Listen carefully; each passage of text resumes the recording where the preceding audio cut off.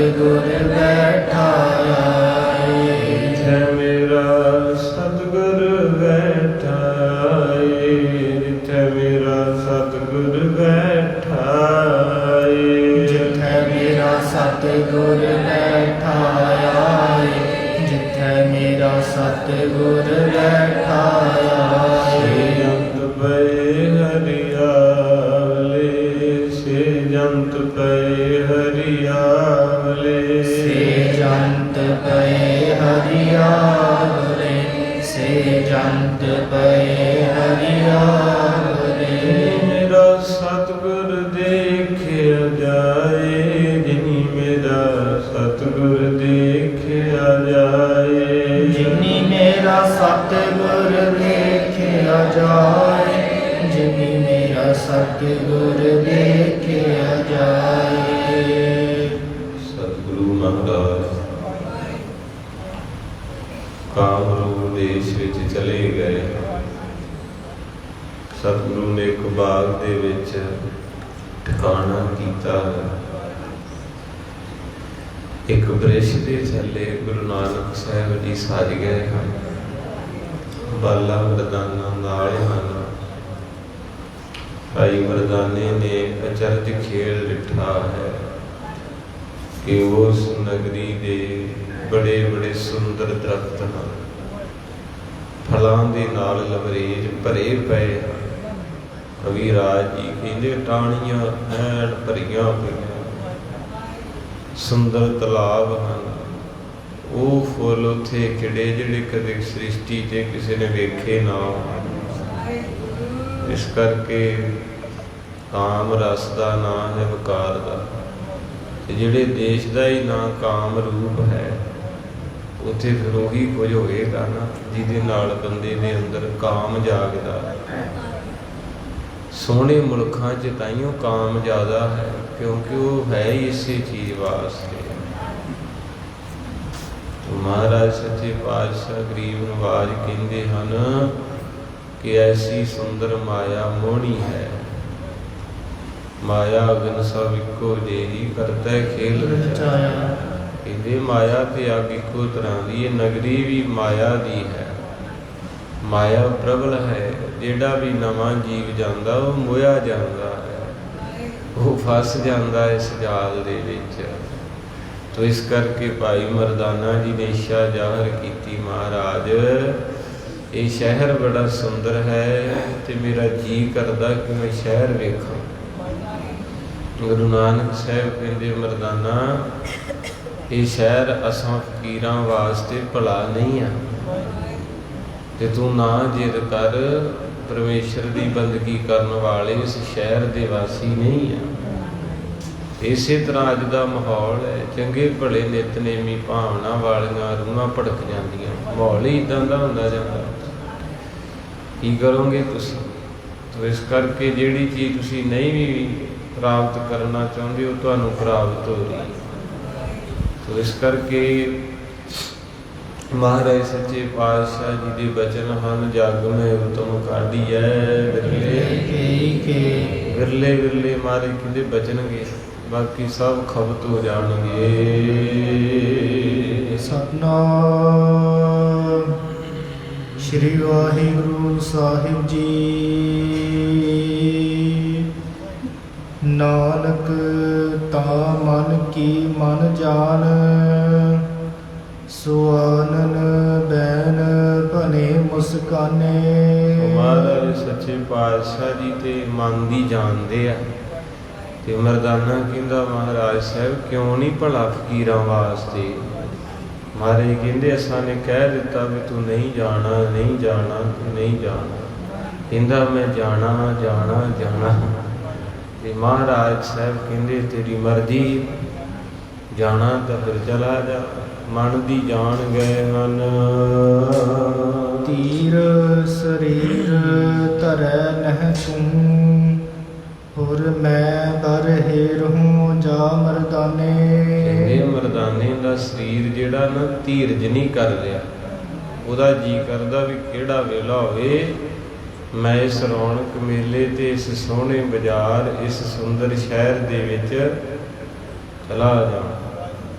ਜਿੱਦਾਂ ਆਪਾਂ ਨੂੰ ਹੁੰਦਾ ਨਾ ਵੀ ਕਿਹੜਾ ਵੇਲਾ ਹੋਵੇ ਵੀਜ਼ਾ ਆ ਜਾਵੇ, ਆਪਾਂ ਸਾਰੇ ਇੱਕੋ ਜੀ, ਕਿਹੜਾ ਬਾਬਾ ਜੀ ਕਰੋ ਬੇਨਤੀ ਹੈ, ਅਜੇ ਇੰਨੀ ਤਰੀਕ ਹੋ ਗਈ, ਆਇਆ ਨਹੀਂ ਉਹ ਪਤਾ। ਤੇ ਮੈਂ ਕਈ ਵਾਰੀ ਵੇਖਣਾ ਹੁੰਦਾ, ਚਲੋ ਮਹਾਰਾਜ ਸਭ ਦੀ ਆਸ ਪੂਰੀ ਕਰੇ ਵੀ ਜਦੋਂ ਵੀਜ਼ਾ ਲੱਗਦਾ ਕਿੰਨੀਆਂ ਖੁਸ਼ੀਆਂ ਚੜ੍ਹਦੀਆਂ ਸੰਗਤ ਨੂੰ। ਵੱਡੇ ਵੱਡੇ ਡੱਬੇ ਬਰਫੀ ਦੇ, ਰਮਾਲਾ ਸਾਹਿਬ, ਅਖੰਡ ਪਾਠ ਨਾਲ ਹੀ ਆਰੰਭ ਹੋ ਜਾਂਦਾ, ਬਾਬਾ ਜੀ ਤੁਹਾਡੇ ਬਸਤਰ ਵੀ ਲਿਆਂਦੇ ਹੈ। ਕਿੰਨੀਆਂ ਖੁਸ਼ੀਆਂ ਮਨ ਨੂੰ ਆਉਂਦੀਆਂ, ਕਾਹਦੇ ਵਾਸਤੇ?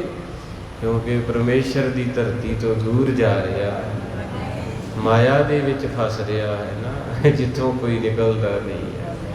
ਕਿੰਨੀ ਖੁਸ਼ੀ ਕਰਦਾ ਹੈ। ਕਦੇ ਇੰਨੀ ਖੁਸ਼ੀ ਮਹਾਰਾਜ ਦੇ ਮਿਲਾਪ ਦੀ ਕੀਤੀ ਤੂੰ? ਨਹੀਂ। ਮਹਾਰਾਜ ਕਹਿੰਦੇ ਵਿਖਿਆ ਅੰਮ੍ਰਿਤ ਕੌਰਾ ਵਿਖਿਆ ਮੀਠੀ, ਸਾਖਤ ਕੀ ਬਿਦ ਨੈਣੋਂ ਦੇਖੀ। ਕਹਿੰਦੇ ਇਹਨਾਂ ਅੱਖਾਂ ਦੇ ਨਾਲ ਸਾਖਤਾਂ ਦੀ ਮੈਂ ਵੇਖੀ ਹੈ ਬਿਰਤੀ ਵੀ, ਜਦੋਂ ਉਹਨਾਂ ਨੂੰ ਵਿਖਿਆ ਮਿਲਦੀ ਬੜੇ ਪ੍ਰਸੰਨ ਹੁੰਦੇ ਹੈ। ਜਦੋਂ ਉਹਨਾਂ ਨੂੰ ਬਾਣੀ ਦੀ ਗੱਲ ਕਰੋ, ਕੀਰਤਨ ਦੀ, ਗੁਰੂ ਦੀ ਗੱਲ ਕਰੋ, ਨਾਰਾਜ਼ ਹੋ ਜਾਂਦੇ। ਅੱਜ ਵੀ ਤੁਹਾਡੇ ਰਿਸ਼ਤੇਦਾਰ ਬਹੁਤੇ ਨਾ, ਉਹਨਾਂ ਨੂੰ ਕਹੋ ਕੀਰਤਨ ਸੁਣੀਏ ਤੇ ਉਹਨਾਂ ਕਹਿਣਾ ਮੈਂ ਠੀਕ ਨਹੀਂ ਹਾਂ, ਕਥਾ ਸੁਣੀਏ ਨਹੀਂ ਮੇਰੇ ਲੱਕ 'ਚ ਦਰਦ ਹੈ, ਪਾਠ ਚੱਲਦਾ ਨਹੀਂ ਮੈਨੂੰ ਮੈਂ ਪਰੇਸ਼ਾਨ ਹੈ। ਤੇ ਜੇ ਕਿਤੇ ਕਹਿ ਦਿਓ ਵੀ ਘੁੰਮਣ ਚੱਲੀਏ ਪੱਬ ਕਲੱਬ ਜਿੱਥੇ, ਕਹਿਣਾ ਭਾਵੇਂ ਲੱਤ ਬੱਧੀ ਹੋਵੇ, ਕਹਿਣਾ ਮੈਨੂੰ ਉੱਦਾਂ ਹੀ ਗੱਡੀ 'ਚ ਭਾਲੋ, ਮੈਂ ਦੂਰੋਂ ਵੇਖੀ। ਗੁਰੂ ਗ੍ਰੰਥ ਸਾਹਿਬ ਕਹਿੰਦੇ ਅੰਮ੍ਰਿਤ ਕੌਰਾ ਵਿਖਿਆ ਵੀ ਮਿੱਠੀ। ਇਹ ਐਸੀ ਮੋਹਣੀ ਆ ਮਾਇਆ, ਮੈਂ ਵੀ ਵਿੱਚ ਆਪਾਂ ਸਾਰੇ ਸਭ ਨੂੰ ਮੋਹਦੀ ਹੈ। ਤੇ ਮੈਂ ਤਾਂ ਅਕਸਰ ਵੇਖਦਾ ਰਹਿੰਦਾ ਸੰਗਤਾਂ ਜਾਂਦੀਆਂ ਵਿਦੇਸ਼ਾਂ ਨੂੰ, ਕਿੰਨਾ ਚਾਅ ਚੜ੍ਹਦਾ ਜਾਣ ਦਾ, ਕਿੱਦਾਂ ਪੈਰ ਨਹੀਂ ਥੱਲੇ ਲੱਗਦਾ, ਲੰਗਰ 'ਚ ਪਕੌੜੇ ਕਢਾਉਂਦੇ, ਬਾਬਾ ਜੀ ਕਿਰਪਾ ਹੋ ਗਈ, ਵਧਾਈਆਂ ਹੋ ਗਈਆਂ, ਬਾਬਾ ਜੀ ਚਲੇ ਜਾਣਾ। ਮਰਦਾਨਾ ਵੀ ਕਹਿੰਦਾ ਬਾਬਾ ਮੈਂ ਚਲੇ ਜਾਣਾ ਹੈ। ਮਹਾਰਾਜ ਕਹਿੰਦੇ ਵੈਸੇ ਫਕੀਰਾਂ ਵਾਸਤੇ ਨਹੀਂ, ਤੇਰੀ ਮਰਜ਼ੀ ਆ ਭਾਈ, ਜੇ ਤੂੰ ਜਾਣਾ ਚਾਹੁੰਦਾ ਹੈ। ਤੋ ਉਰ ਹੀਰਨ ਚਾਹੇ ਰਹੈ, ਨਹਿ ਖਾਓ ਆਹਾਰ ਹੈ ਲਲਚਾਨੇ। ਕਹਿੰਦੇ ਮਨ ਦੇ ਵਿੱਚ ਲਾਲਚ ਹੈ ਵੀ ਇਸ ਸ਼ਹਿਰ ਦੇ ਵਿੱਚ ਪਦਾਰਥ ਬੜੇ ਸਵਾਦਲੇ ਹੋਣਗੇ, ਕਿਉਂਕਿ ਜਿਨ੍ਹਾਂ ਦੇ ਬਾਗਾਂ ਦੇ ਵਿੱਚ ਇੰਨੀ ਸੋਹਣੀ ਕੁਦਰਤ ਹੈ ਤੇ ਵੱਖਰੇ ਜਿਹੇ ਲੋਕ ਨੇ, ਤੇ ਇਹ ਵਾਧਾ ਸਤਿਕਾਰ ਕਰਨਗੇ, ਤੇ ਇਹੋ ਬੰਦੇ ਨੂੰ ਲਾਲਸਾ ਹੀ ਅੱਗੇ ਲੈ ਜਾਂਦੀ। ਆਖੋ ਸਤਿਨਾਮ। ਜਿੱਦਾਂ ਕਹਿੰਦੇ ਵੀ ਇੱਕ ਜ਼ਿੰਦਗੀ ਜਿਹੜੀ ਤਮਾਸ਼ਾ ਹੈ। ਕਹਿੰਦੇ ਕੋਈ ਮਨੁੱਖ ਰੁੱਖ ਦੇ ਉੱਤੇ ਡੂਮਣਾ ਲੱਗਾ, ਉਸ ਰੁੱਖ ਦੇ ਉੱਤੇ ਚੜ੍ਹ ਗਿਆ। ਰੁੱਖ ਦੇ ਥੱਲੇ ਆ ਖੂਹ, ਤੇ ਖੂਹ ਦੇ ਵਿੱਚ ਹੈ ਸੱਪ,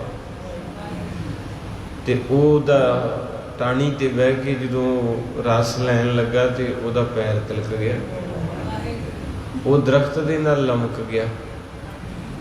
ਹੁਣ ਇੰਨੇ ਚਿਰ ਨੂੰ ਇੱਕ ਹਾਥੀ ਆਇਆ, ਹਾਥੀ ਨੇ ਦਰਖਤ ਨੂੰ ਹਿਲਾਉਣਾ ਸ਼ੁਰੂ ਕਰਤਾ।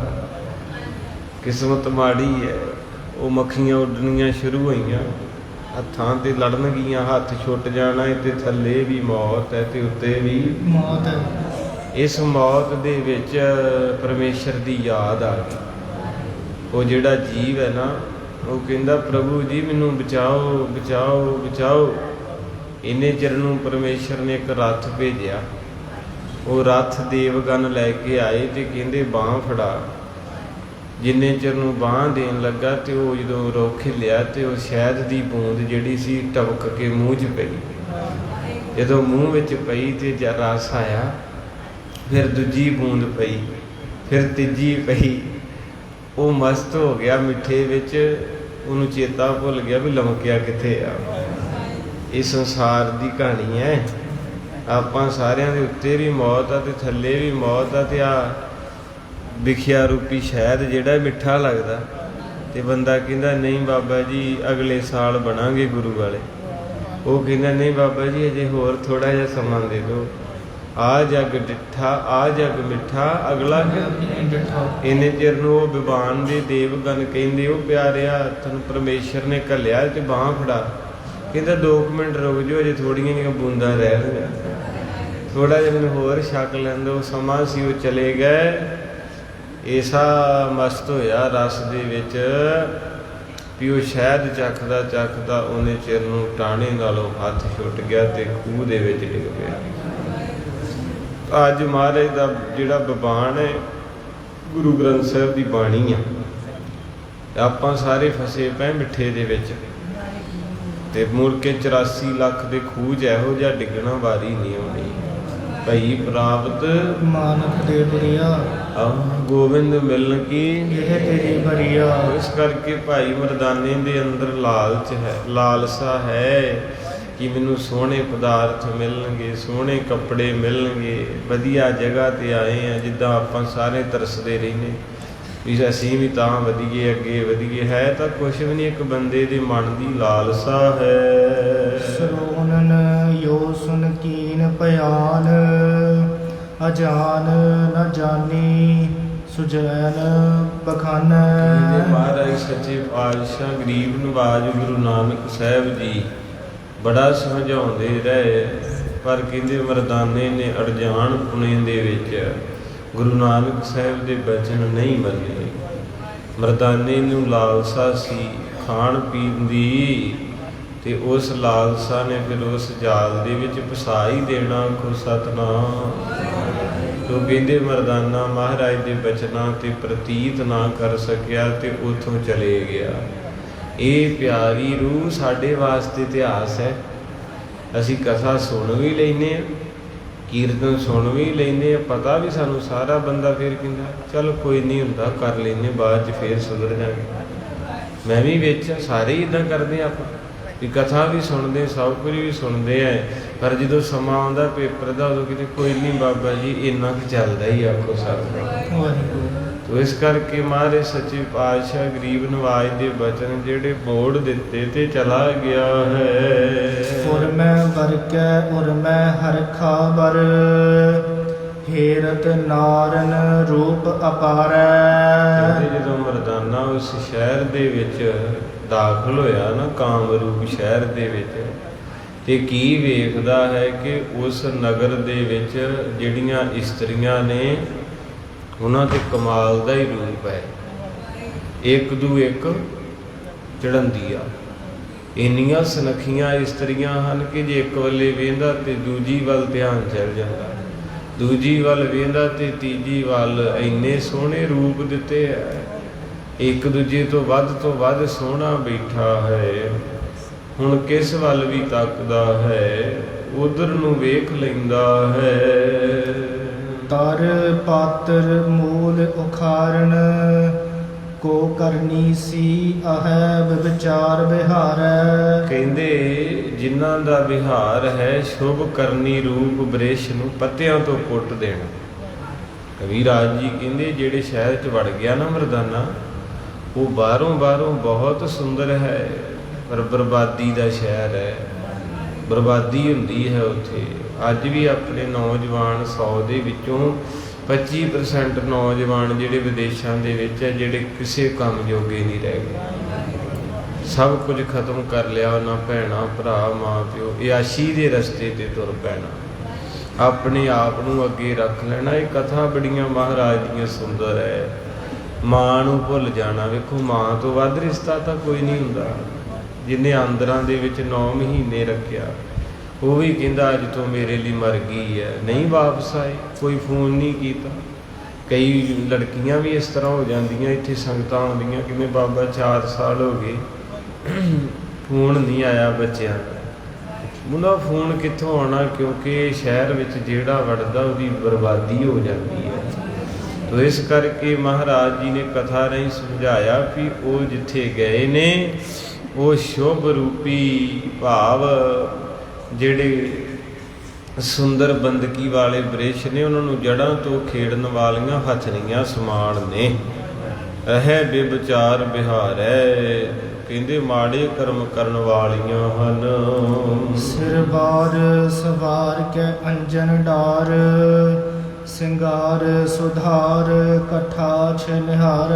ਕਹਿੰਦੇ ਰੱਬ ਦਾ ਕੀਰਤਨ ਛੱਡ ਦਿੰਦਾ। ਅੱਜ ਇਦਾਂ ਹੀ ਹੋਇਆ ਜੀ। ਇਹ ਕਥਾ ਤੇ ਮੈਨੂੰ ਲੱਗਦਾ ਜਿਵੇਂ ਅੱਜ ਹੀ ਲਿਖੀ ਮਹਾਰਾਜ। ਮਹਾਰਾਜ ਕਹਿੰਦੇ ਜਿਹੜਾ ਕੀਰਤਨ ਕਰਨ ਵਾਲਾ ਰਬਾਬੀ ਸੀ ਨਾ ਰੱਬ ਦਾ, ਬਾਬੇ ਨਾਨਕ ਸਾਦਾ ਜਿਹਾ ਚੋਲਾ ਪਾ ਕੇ ਕੋਲ ਬਹਿੰਦਾ ਸੀ, ਰੱਬ ਦੀ ਸਿਫਤ ਕਰਦਾ ਸੀ। ਕੀ ਵੇਂਦਾ ਏ ਕਿ ਇਹ ਜਿਹੜੀਆਂ ਸੁੰਦਰ ਅਜੀਬ ਇਸਤਰੀਆਂ ਸਿਰ ਦੇ ਵਾਲ ਸਵਾਰ ਕੇ, ਅੱਖਾਂ ਦੇ ਵਿੱਚ ਸੁਰਮਾ ਪਾ ਕੇ, ਭੜਕੀਲਾ ਹਾਰ ਸ਼ਿੰਗਾਰ ਕਰਕੇ। ਤੇ ਇਹ ਅੱਜ ਦੀ ਵੀ ਸੱਚਾਈ ਹੈ। ਪੁਰਾਣੀਆਂ ਸਾਡੀਆਂ ਮਾਤਾਵਾਂ ਬੈਠੀਆਂ ਅਰਬ ਕੰਟਰੀ ਵਿੱਚ ਅੱਜ ਵੀ ਬੀਬੀਆਂ ਦਾ ਚਿਹਰਾ ਨਹੀਂ ਦਿਖਦਾ। ਉਹਦਾ ਕਾਰਨ ਇਹੀ ਹੈ ਕਿਉਂਕਿ ਉਹ ਲੋਕ ਧਰਮੀ ਹੈ। 5 ਵਕਤ ਨਮਾਜ਼ ਪੜ੍ਹਦੇ ਮੁਸਲਮਾਨ, ਉਹ ਬੁਰਕਾ ਤਾਂ ਪਵਾਉਂਦੇ ਆ ਵੀ ਕਈ ਵਾਰੀ ਬੰਦਾ ਧਰਮੀ ਹੁੰਦਾ ਹੈ ਤੇ ਇਸਤਰੀ ਦਾ ਰੂਪ ਹੀ ਇੰਨਾ ਸੁੰਦਰ ਹੁੰਦਾ ਹੈ ਕਿ ਉਹਦਾ ਅੰਦਰਲਾ ਡੋਲ ਜਾਂਦਾ। ਕੋਈ ਇਸ ਕਥਾ ਨੂੰ ਉਲਟ ਨਾ ਲਿਓ ਭਾਈ, ਇਹ ਸੱਚਾਈ ਜੇ, ਭਾਵੇਂ ਕੋਈ ਦੱਸੇ ਨਾ ਦੱਸੇ, ਬਾਣੀ ਨੇ ਤਾਂ ਦੱਸਣੀ ਹੈ। ਹੁਣ ਤੁਸੀਂ ਬੈਠੇ, ਮੰਨ ਲਓ ਕਿਸੇ ਦਾ ਇੱਥੇ ਨੌ ਪੁੱਤ ਆਵੇ, ਅਤੀ ਸੁੰਦਰ ਹੋਵੇ, ਤੇ ਆਪਾਂ ਕਹੀਦਾ ਕਿੰਨੇ ਸੋਹਣੇ ਆ ਨੇ ਭੈਣੇ, ਵੇਖ ਕਿੰਨੀ ਜੋੜੀ ਜੱਚਦੀ ਹੈ, ਵੇਖ ਕਿੰਨੇ ਬੱਚੇ ਸੁੰਦਰ ਹੈ। ਮਹਾਰਾਜ ਦੀਆਂ ਤਾਂ ਲੋਕ ਕਥਾ ਹੈ। ਅੱਜ ਫੈਸ਼ਨ ਨੇ ਬੇੜਾ ਗਰਕ ਕੀਤਾ ਹੈ। ਬਾਬਾ ਆਨੰਦ ਸਿੰਘ ਜੀ ਮਹਾਂਪੁਰਖ ਕਹਿੰਦੇ ਇਹ ਚੀਜ਼ਾਂ ਬੰਦਗੀ ਤੋਂ ਦੂਰ ਲੈ ਗਈਆਂ। ਇੱਕ ਫੈਸ਼ਨ, ਦੂਜਾ ਲਾਲਚ, ਇਹਨਾਂ ਚੀਜ਼ਾਂ ਨੇ ਬੰਦੇ ਨੂੰ ਬੜਾ ਦੂਰ ਲੈ ਗਈਆਂ ਸ਼ਬਦ ਤੋਂ। ਅੱਜ ਦੋ ਚੀਜ਼ਾਂ ਦਾ ਜ਼ੋਰ ਹੈ ਦੁਨੀਆ ਤੇ, ਇੱਕ ਫੈਸ਼ਨ, ਇੱਕ ਲਾਲਚ। ਤੇ ਮਹਾਰਾਜ ਸਾਹਿਬ ਦੇ ਮਰਦਾਨੇ ਰਬਾਬੀ ਨੇ ਕੀ ਵੇਖਿਆ? ਕਹਿੰਦੇ ਸਿਰ ਦੇ ਖੁੱਲੇ ਛੱਡੇ ਵਾਲ, ਅੱਖਾਂ 'ਚ ਸੁਰਮਾ ਪਾਇਆ, ਭੜਕੀਲੇ ਕੱਪੜੇ। ਅੱਜ ਇਹ ਤਿੰਨੇ ਚੀਜ਼ਾਂ ਸਾਡੇ ਵਿੱਚ ਆ। ਹੁਣ ਹੀ ਬੌਲੀ ਸਾਹਿਬ ਬੈਠੇ ਕਿਸੇ ਦੀ ਮੈਰਿਜ ਤੇ ਜਾਇਓ ਪਾਰਟੀ ਤੇ, ਮੈਨੂੰ ਲੱਗਣਾ ਜਿਵੇਂ ਉਹ ਸਾਰੀਆਂ ਬੀਬੀਆਂ ਪੋਥੀ 'ਚੋਂ ਨਿਕਲ ਕੇ ਪੈਲਸ 'ਚ ਆ ਗਈਆਂ ਹੁੰਦੀਆਂ। ਖੁਸਤਨਾਮ ਆ ਉੱਥੇ ਆਈਆਂ ਹੁੰਦੀਆਂ, ਇਹਦਾ ਜੋ ਲਿਖਿਆ ਪਿਆ ਹੈ ਨਾ।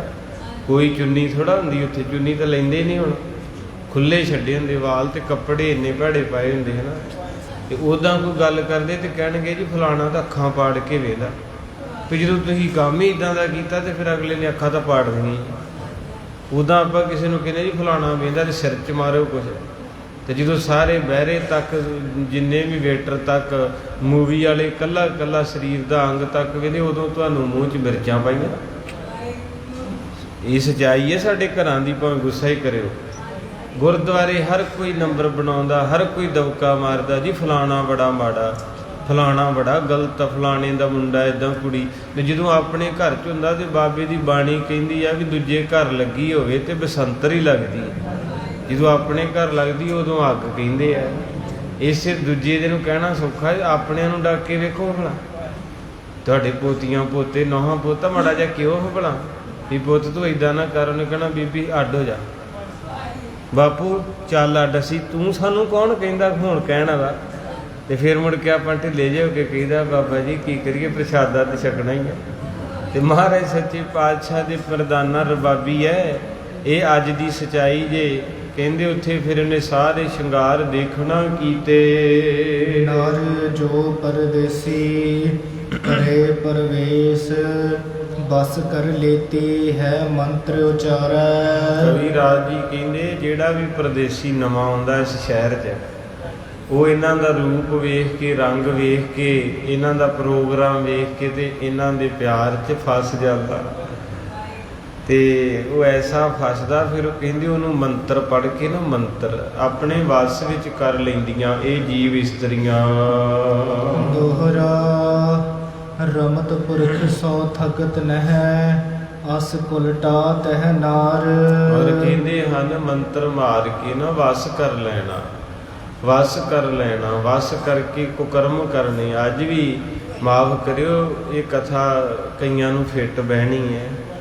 ਉਹ ਮਾਵਾਂ ਨੂੰ ਪੁੱਛ ਕੇ ਵੇਖੋ ਜਿਨ੍ਹਾਂ ਦੇ ਹੀਰਿਆਂ ਵਰਗੇ ਪੁੱਤ ਅੱਜ ਉਹਨਾਂ ਤੋਂ ਦੂਰ ਹੋ ਗਏ।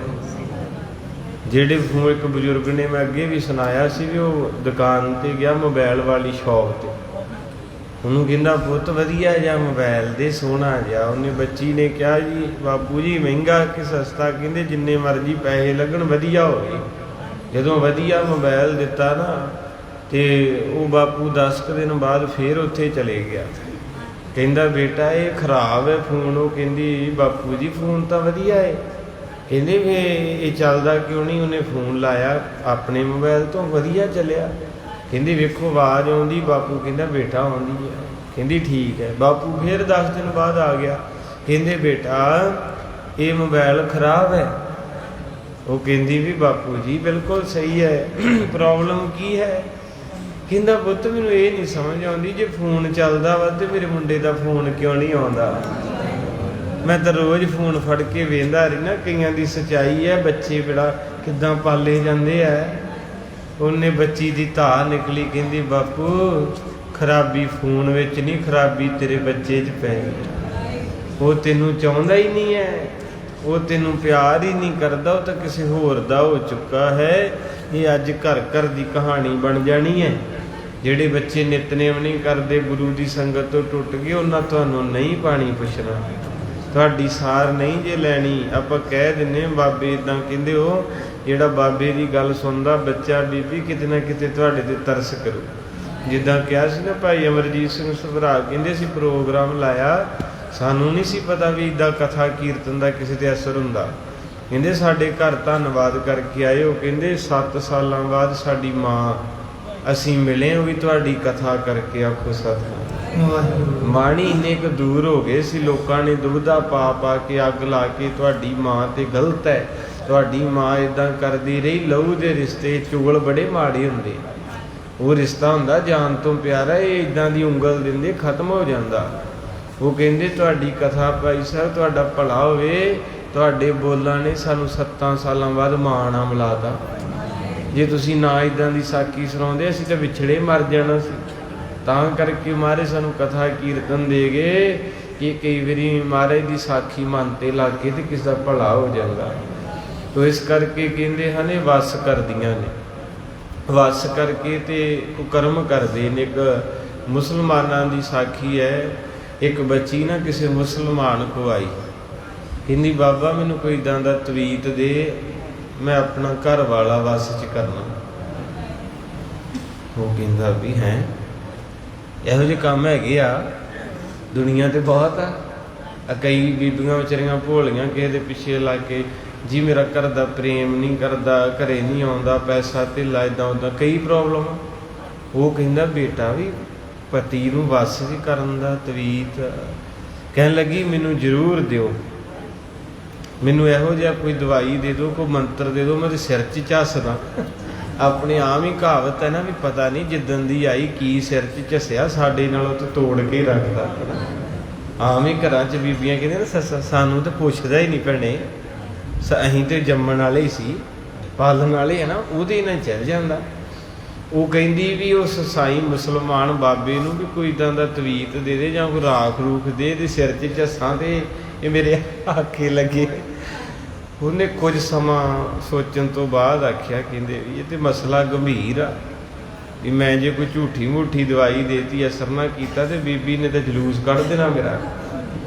ਉਹਨੇ ਫਿਰ ਸਕੀਮ ਸੋਚੀ, ਕਹਿੰਦਾ ਵੀ ਇਹਦਾ ਘਰ ਵੀ ਬਾਜੇ ਤੇ ਮੇਰੀ ਵੀ ਜੈ ਜੈਕਾਰ ਹੋ ਜੇ। ਕਹਿੰਦਾ ਪੁੱਤ ਦਵਾਈ ਮੇਰੇ ਕੋਲ ਪਈ ਆ, ਪਰ ਉਹ ਦਵਾਈ ਜਿਹੜੀ ਆ ਨਾ ਸ਼ੇਰ ਦੀ ਮੁੱਛ ਦੇ ਵਾਲ ਨਾ ਦੇਣੀ, ਤੇ ਦੇਣੀ ਜਿਉਂਦਾ ਸ਼ੇਰ ਹੋਵੇ, ਉਹਦੀ ਮੁੱਛ ਦਾ ਵਾਲ ਹੋਵੇ ਤੇ ਉਹਦੇ ਨਾਲ ਇਹ ਦਵਾਈ ਖਵਾਉਣੀ, ਤੇਰਾ ਪਤੀ ਤੇਰਾ ਪਾਣੀ ਭਰੂ।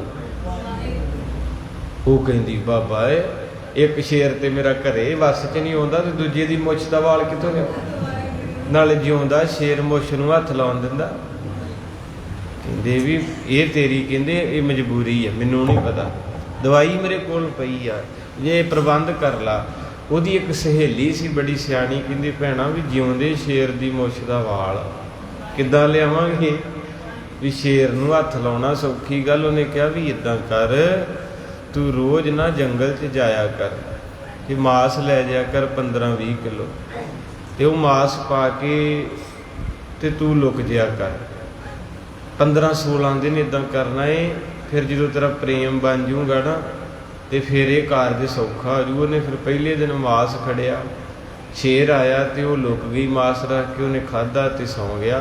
ਫਿਰ ਦੂਜੇ ਦਿਨ, ਤੀਜੇ ਦਿਨ, ਚੌਥੇ ਦਿਨ ਮਾਸ ਰੱਖ ਕੇ ਥੋੜ੍ਹੀ ਦੂਰ ਖੜੋਤੀ ਰਹੀ ਤੇ ਸ਼ੇਰ ਜਿਹੜਾ ਮਾਸ ਖਾ ਕੇ ਨਾ ਪਿਆਰ ਦੀਆਂ ਅੱਖਾਂ ਨਾਲ ਉਹਦੇ ਵੱਲ ਵੇਂਦਾ ਰਿਹਾ।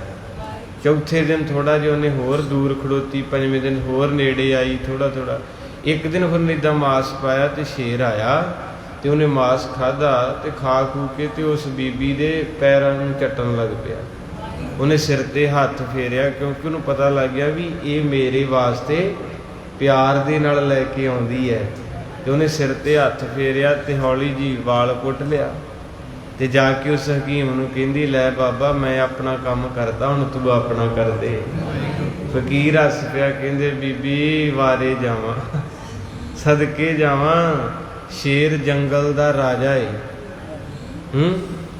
ਤੇ ਤੇਰੀ ਮਿਹਨਤ ਤੇ ਤੇਰੇ ਪਿਆਰ ਨੇ ਉਹ ਜੀਵ ਵੱਸ 'ਚ ਕੀਤਾ ਜਿਹੜਾ ਕਦੇ ਕਿਸੇ ਦੇ ਵੱਸ 'ਚ ਨਹੀਂ ਆਉਂਦਾ ਹੈ। ਜੀ ਤੋਂ ਸਾਰਾ ਜੰਗਲ ਡਰਦਾ ਏ।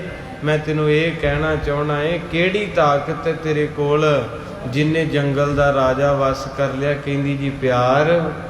ਕਹਿੰਦੇ ਬੇਟਾ ਕੋਈ ਦੁਨੀਆ ਤੇ ਤਵੀਤ ਨਹੀਂ ਬਣਿਆ, ਕੋਈ ਦੁਨੀਆ ਤੇ ਰੱਖ ਧਾਗਾ ਨਹੀਂ ਬਣਿਆ ਜਿਹੜਾ ਪਤੀ ਦੇ ਸਿਰ 'ਚ ਝੱਸੋ ਗਲ 'ਚ ਪਾਓ। ਇੱਕੋ ਦੁਨੀਆ ਦੀ ਸਭ ਤੋਂ ਵੱਡੀ ਤਾਕਤ ਹੈ ਪ੍ਰੇਮ। ਜੇ ਤੇਰੇ ਪਿਆਰ ਨੇ ਇੱਕ ਖੂਨੀ ਜਾਨਵਰ ਨੂੰ ਤੇਰੇ ਨਾਲ ਮਿੱਤਰਤਾ ਬਣਾਈ ਹੈ, ਤੇਰਾ ਪਤੀ ਤੇ ਫਿਰ ਬੰਦਾ, ਇਹਨੂੰ ਪਿਆਰ ਦੀ ਲੋੜ ਹੈ। ਉਹਦੇ ਕੱਪੜੇ ਪ੍ਰੈਸ ਕਰਿਆ ਕਰ, ਪ੍ਰਸ਼ਾਦਾ ਗਰਮ ਲਿਆਇਆ ਕਰ, ਉਹਦੇ ਦੁੱਖ ਸੁੱਖ 'ਚ ਹਾਮੀ ਭਰਿਆ ਕਰ, ਸਿਰ ਨੱਪਿਆ ਕਰ।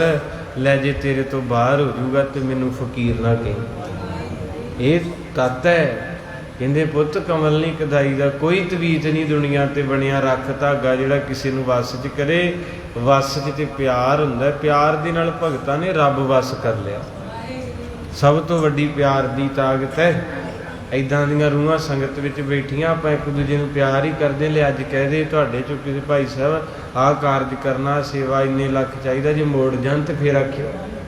ਸਕੇ ਭਰਾ ਨੂੰ ਨਹੀਂ ਬੰਦਾ ਦਊਗਾ 10 ਰੁਪਈਏ, ਇਹ ਗਰੰਟੀ ਹੈ।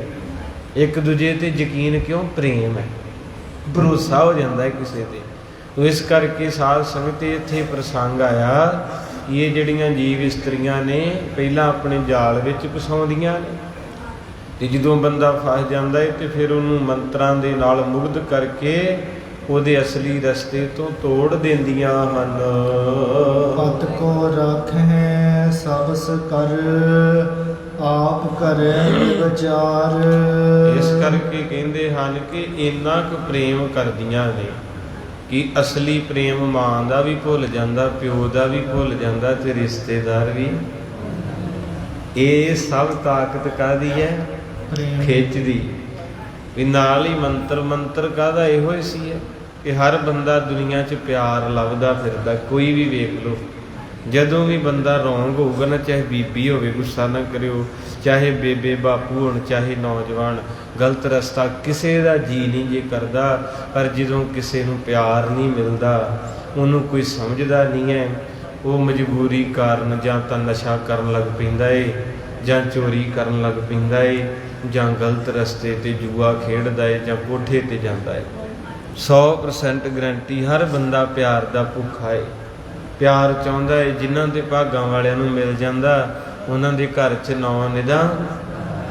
ਜਿੱਥੇ ਕਲੇ ਕੋਲੇ ਰਹਿੰਦੀ ਹੈ, ਉੱਥੇ ਫਿਰ ਕਈ ਵਾਰੀ ਬੰਦਾ ਮਜਬੂਰੀ 'ਚ ਗਲਤ ਫੈਸਲਾ ਲੈ ਜਾਂਦਾ। ਇਸੇ ਕਰਕੇ ਮਰਦਾਨੇ ਨੂੰ ਮਹਾਰਾਜ ਨੇ ਆਪਣੇ ਨਾਲ ਰਲਾਇਆ, ਤੇ ਮਰਦਾਨਾ ਕਹਿੰਦਾ ਬਾਬੇ ਨਾ ਮਰ ਗਏ ਭੁੱਖੇ ਤੇ ਆਏ ਹੈ। ਉੱਥੇ ਲੈ ਜਾਂਦਾ ਜਿੱਥੇ ਕਿਤੇ ਪਾਣੀ ਦੀ ਘੁੱਟ ਨਹੀਂ, ਪ੍ਰਸ਼ਾਦਾ ਨਹੀਂ ਹੈ, ਜਿਉਂ ਬਹਿੰਦਾ ਚੌਂਕੜਾ ਮਾਰ ਕੇ ਉੱਠਦਾ ਨਹੀਂ, ਆ ਤਾਂ ਆਨੰਦ ਹੀ ਆ ਗਿਆ। ਕਹਿੰਦੇ ਵੇਖ ਕਿਦਾਂ ਜੂਸ ਆ ਗਏ, ਫੁੱਲਾਂ ਦੀ ਸੇਜ ਵਿਛ ਗਈ, 2 ਬੀਬੀਆਂ ਪੱਖਾ ਝੱਲਦੀਆਂ, 2 ਚੂਰੀ ਲੈ ਕੇ ਆ ਗਈਆਂ। ਮਰਦਾਨੇ ਨੂੰ ਤੇ ਬਾਬੇ ਦਾ ਚੇਤਾ ਹੀ ਭੁੱਲ ਗਿਆ, ਉਹ ਤਾਂ ਦੁਨੀਆਦਾਰੀ ਛੱਡ ਕੇ ਉਹਨਾਂ ਦੇ ਵਿੱਚ ਬੈਠ ਗਿਆ। ਕਬਿਤ ਜਬੈ ਮਰਦਾਨਾ ਪੁਰ ਮਤ ਮੈਂ ਭਿਆਨਾ, ਤਬ ਗਇਓ ਏਕ ਥਾਨ ਹਿਤ ਲੈਣ ਕੇ ਆਹਾਰਿਆ। ਕਹਿੰਦੇ ਇਸ ਕਰਕੇ ਮਰਦਾਨੇ ਨੇ ਕਹਿੰਦੇ ਫਿਰ ਇਸ ਨਗਰ ਦੇ ਵਿਚਕਾਰ ਜਾਣਾ ਕੀਤਾ।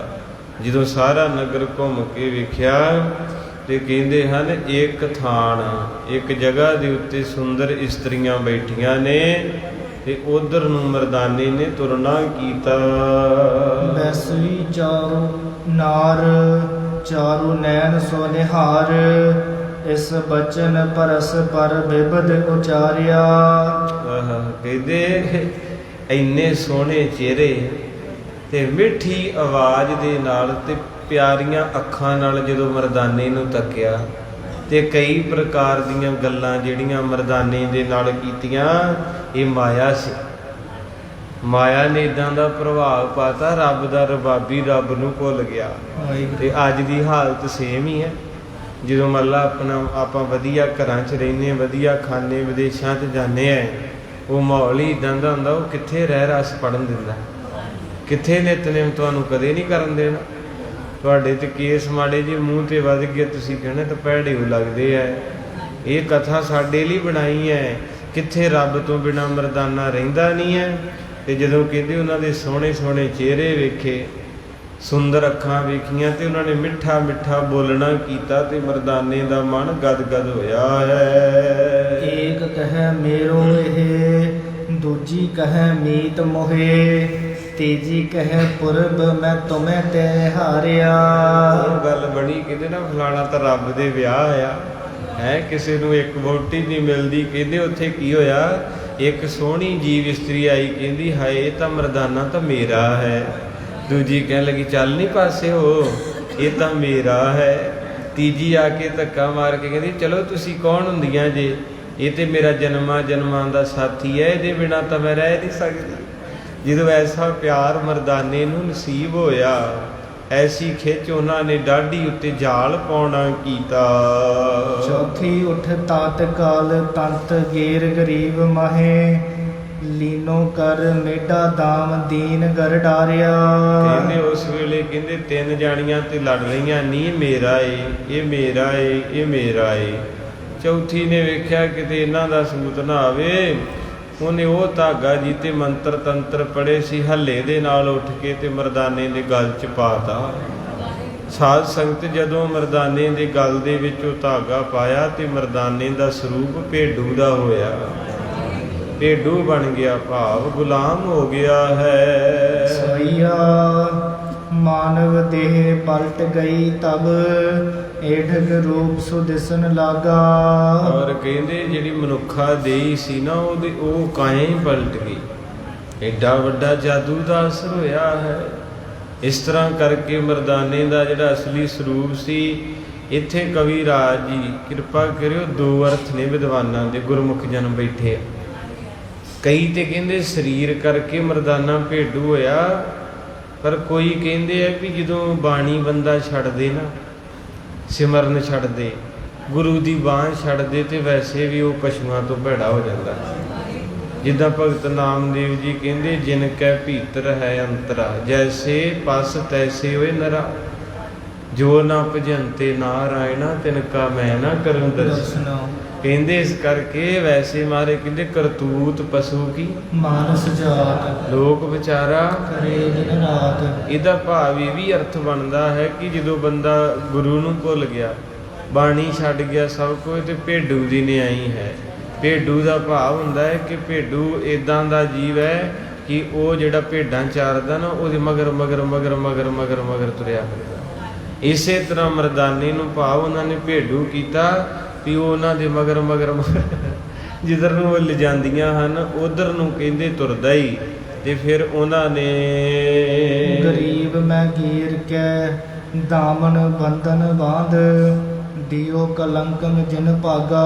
ਕਹਿੰਦੇ ਉਸ ਵੇਲੇ ਫਿਰ ਮਰਦਾਨੇ ਦੇ ਰੱਸੀ ਪਾ ਕੇ ਤੇ ਕਿੱਲੇ ਨਾ ਬੰਨ੍ਹ ਦਿੱਤਾ ਜੀ, ਵੀ ਕਿਤੇ ਭੱਜ ਨਾ ਜਾਵੇ, ਇਸ ਸ਼ਹਿਰ ਚੋਂ ਬਾਹਰ ਨਾ ਨਿਕਲ ਜੇ, ਕੋਈ ਇਹਨੂੰ ਵਾਪਸ ਨਾ ਲੈ ਜਾਵੇ।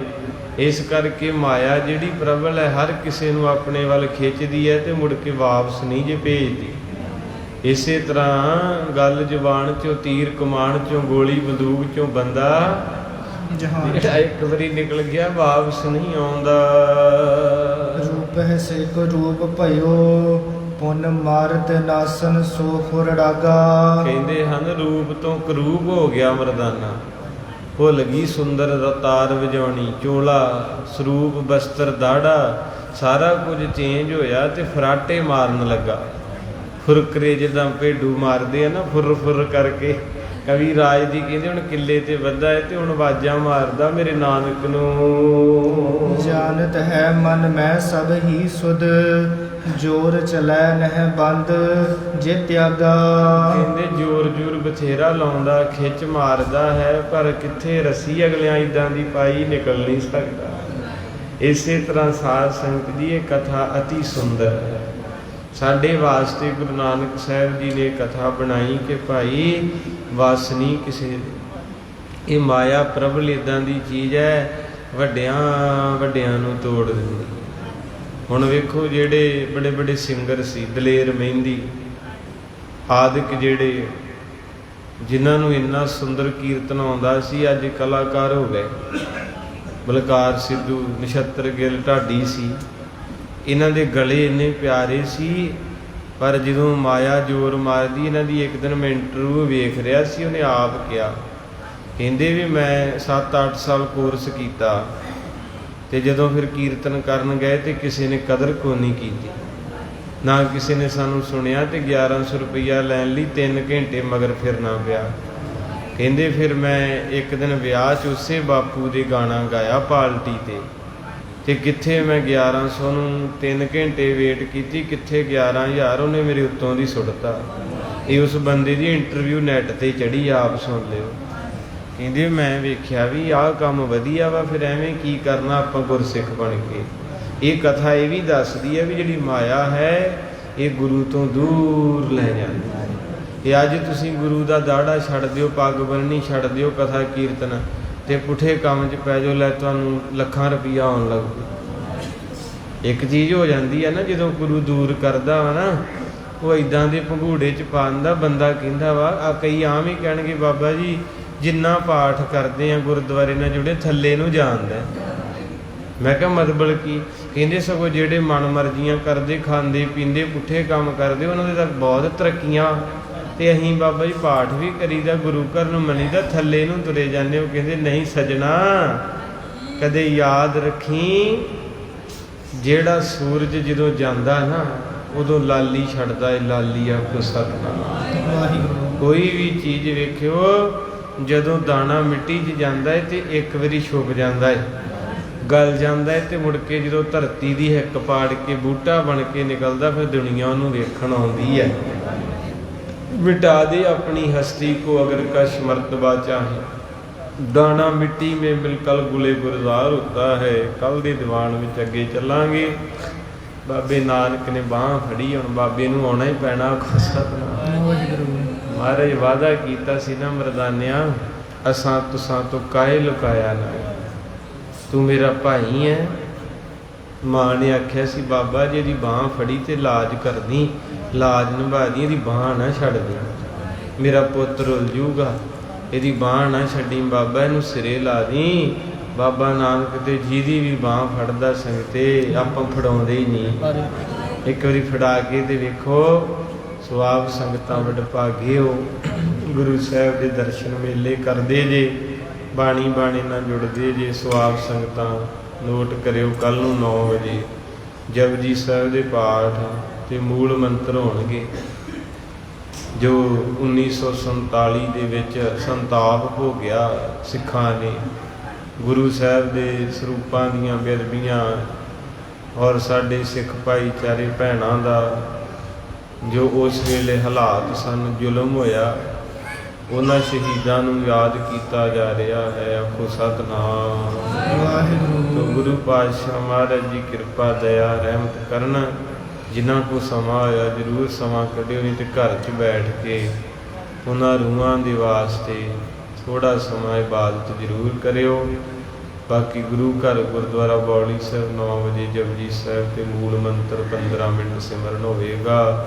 ਉਪਰੰਤ ਅਰਦਾਸ ਜੋਤ ਦੀ ਬੇਨਤੀ ਹੋਏਗੀ ਜੀ। ਆਓ ਕੋਈ ਸਮਾਂ ਜੁੜੋ। ਵਾਹਿਗੁਰੂ ਵਾਹਿਗੁਰੂ ਵਾਹਿਗੁਰੂ ਵਾਹਿਗੁਰੂ ਵਾਹਿਗੁਰੂ ਵਾਹਿਗੁਰੂ ਵਾਹਿਗੁਰੂ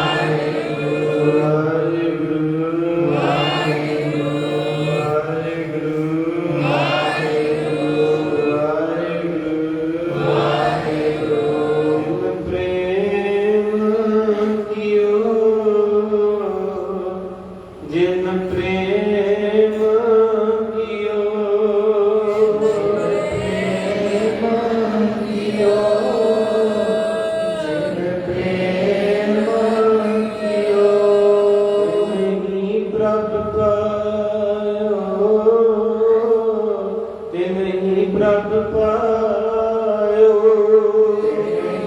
ਪ੍ਰਭ ਪਾਇਓ,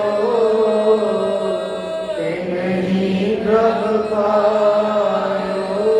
ਜਿਨ ਪ੍ਰੇਮ ਕੀਓ, ਜਿਨ ਪ੍ਰੇਮ ਕੀਓ,